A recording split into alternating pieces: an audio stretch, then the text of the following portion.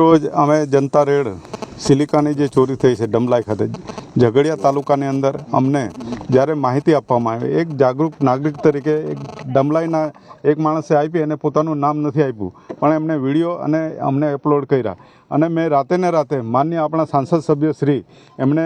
મારા સોશિયલ મીડિયાથી એમને મેં લખીને મોકલ્યો, વિડીયો મોકલ્યા ને એમને તરત પછી ટ્વીટ કરીને એમણે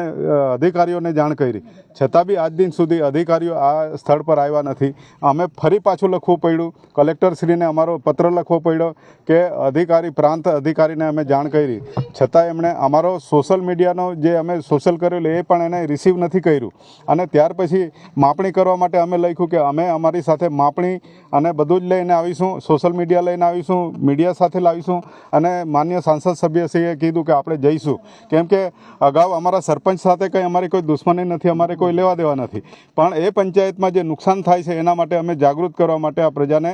જાગૃત કરવા માટે અમે આવ્યા છે. સરપંચશ્રીએ નિવેદન કર્યું હતું કે આ લોકો ખોટું એ હા, એમણે જે અરજી કરી છે ચોક્કસ એની સાથે અમે તપાસ કરવા માટે માન્ય સાંસદ સભ્યશ્રી સાથે અમે જઈશું કલેક્ટરમાં, અને આ બધા યુવાનો ટીમ બધી જઈશું, મીડિયા જઈશું. ને માન્ય છોટુભાઈ વસાવા સાહેબ આટલા વર્ષોથી આના માટે લડે છે, જળ જમીન જંગલ માટે, એને બચાવવા માટેનું અભિયાન છે, કોઈ કમાવા માટે નથી.